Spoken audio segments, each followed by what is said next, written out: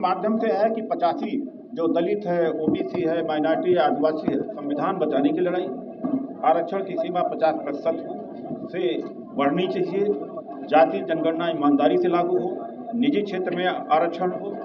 बाबा साहब डॉक्टर अम्बेडकर, फूले, साहू जो वैज्ञानिक विचारधारा है उसका प्रचार प्रसार पूरे देश के अंदर होना चाहिए। हमें हर क्षेत्र में भागीदारी होना चाहिए, न्यायपालिका में भागीदारी होना चाहिए। आर्टिकल 15(5) में जो निजी शिक्षण संस्थानों में आरक्षण का प्रावधान है वो लागू किया जाना चाहिए। दलित, ओबीसी, माइनॉरिटी, आदिवासी, डोमा नाम इसलिए पड़ा और हमारा मकसद आज ये है कि जो इन चारों कम्युनिटीज के ऊपर जुल्म अत्याचार कर रहे हैं और 80-20 का नारा जो दिया है उसको 85-15 में परिवर्तन करना, तो 85 हम हैं। बात साफ साफ है, लाइन खींची गई। हम समाज हमारे साथ अन्याय करता है, संविधान न्याय करता है, इसलिए हम जय संविधान करते हैं। इसलिए हम कहते हैं कि संविधान के हिसाब से देश चले और ये सड़ा गला रीति रिवाज परंपराओं के हिसाब से समाज नहीं चलेगा, क्योंकि समाज में उससे क्या होगा, एक धर्म का आदमी दूसरे धर्म से नफरत करेगा। एक जाति ऊंची है तो दूसरी जाति छोटी है, कि कोई ओबीसी है। संविधान के नज़र में सब बराबर। एक बड़ा एक्शन प्लान लिया जा रहा है कि दिसंबर में देशव्यापी आंदोलन दिल्ली में होगा।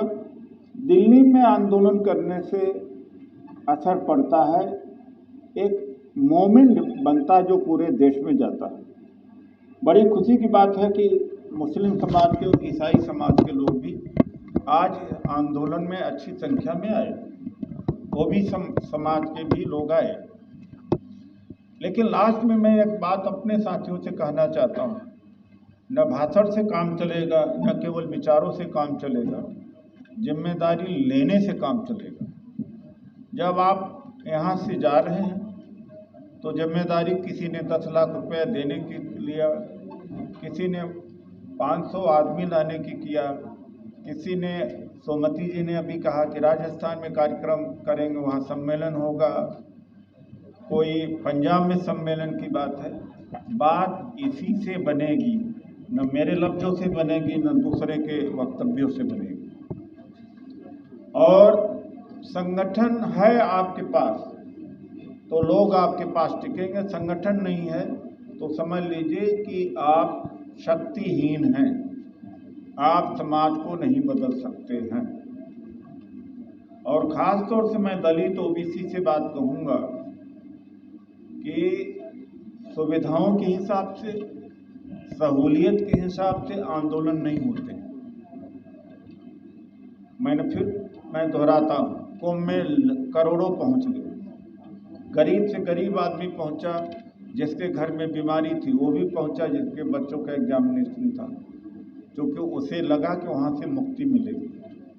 तो मैं यह कहना चाहता हूँ कि मुक्ति हमारे आंदोलन से मिलेगी, और मुक्ति हमारा संविधान बचाने से मिलेगी, मुक्ति हमारी संवैधानिक संस्थाओं के सुरक्षा से मिलती रहेगी।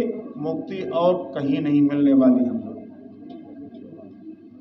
और कुछ ये जो मनवादी विचारधारा का, हिंदुत्व विचारधारा के लोग हैं,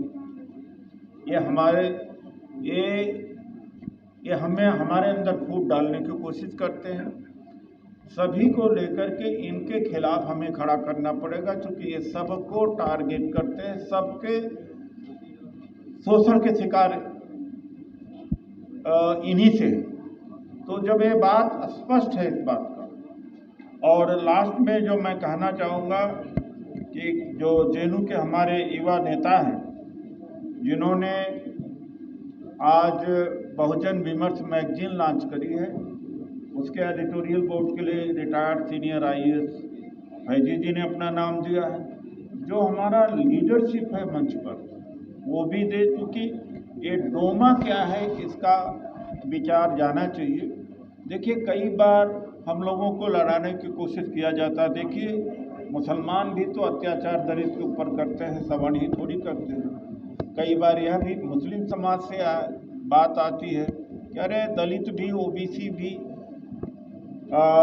आरएसएस के साथ में मिलकर के हमारे साथ उत्पीड़न करते हैं। हाँ, ये बात सही है, कहीं कहीं अपवाद है। और मुस्लिम समाज में भी आज दो फाड़ हो चुका है, और जाल और अशरफ यानी पसमानदा मुसलमान, सवर्ण मुसलमान। तो ये हम लोगों के बीच में दरार डालने का कोशिश किया जाता है। ये है हमारे अंदर, लेकिन अगर इनको हम देखेंगे, इनको मद्देनजर करके हम आगे बढ़ेंगे तो देश भी बर्बाद हो जाएगा। आप देश कितना नीचे गिर गया है। मैं एक लफ्ज में मैं ख़त्म कर देना चाहता हूँ, एक सेंटेंस में, कि दुनिया में आज भारत अकेला पड़ गया। आज इसका पासपोर्ट इतना कमज़ोर हो गया। आज हमारे स्टूडेंट को हाथ पांव बांध करके अमेरिका से लौटा दिया जाता है। भारत का भी अपमान इन्होंने किया। तो और भारत का लगातार अपमान हो रहा, संविधान का लगातार अपमान हो रहा है, लेकिन झूठ के तंत्र में उसको विश्व गुरु बनाने की कोशिश किया जा रहा है।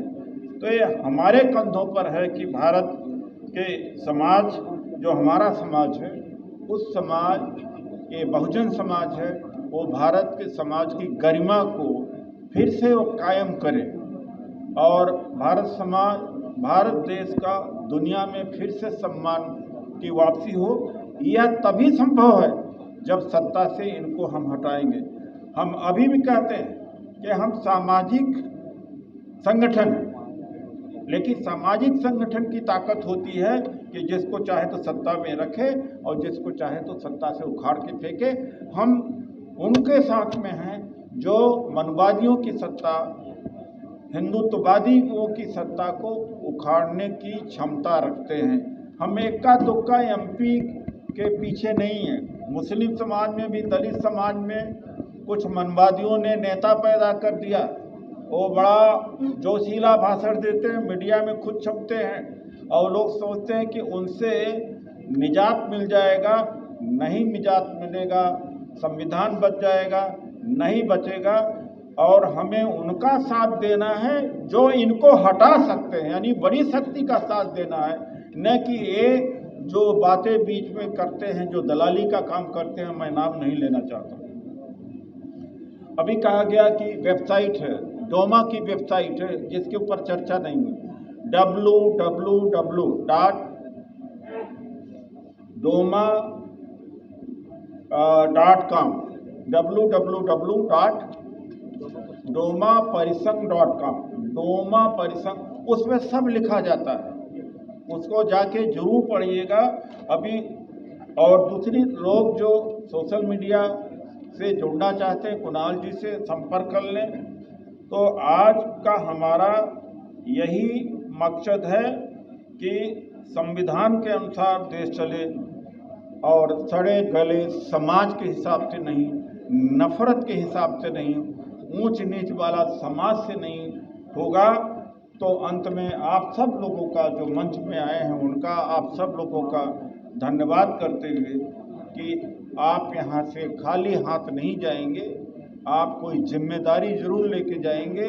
कुछ लोगों ने जिम्मेदारी लिखवा दी है और बहुतों ने जिम्मेदारी नहीं लिखवाई है। मैं जब तक सब लोगों से मैं नहीं मिल लेता, मैं यहीं रहूँगा। आप अपनी जिम्मेदारी लिखवा के जाएं, जिम्मेदारी ले कर के जाएं, वही आपके आने का मकसद पूरा करता है। वरना फिर आए और चले गए, जैसे टहल करके चले गए, और टहल करके चले जाने से हम जिंदगी में कुछ प्राप्त नहीं कर सकते हैं और ज़िंदगी की एक बर्बादी होती है। तो मैं सबका धन्यवाद करता हूं और बहुत बहुत धन्यवाद करता हूं जो मंच पर संबोधन किया। मीडिया का भी करता हूं। आप भोजन के लिए आमंत्रित हैं, मैं यहाँ उपलब्ध रहूँगा। हमारे और नेता लोग भी उपलब्ध रहेंगे। हमसे है कि 85 जो दलित है, ओबीसी है, माइनॉरिटी है, आदिवासी है, ये डोमा नॉन पॉलिटिकल ऑर्गेनाइजेशन, इस माध्यम से हम संविधान बचाने की लड़ाई, आरक्षण की सीमा 50% से बढ़नी चाहिए, जाति जनगणना ईमानदारी से लागू हो, निजी क्षेत्र में आरक्षण हो, बाबा साहब डॉक्टर अम्बेडकर, फूले साहू जो वैज्ञानिक विचारधारा है उसका प्रचार प्रसार पूरे देश के अंदर होना चाहिए।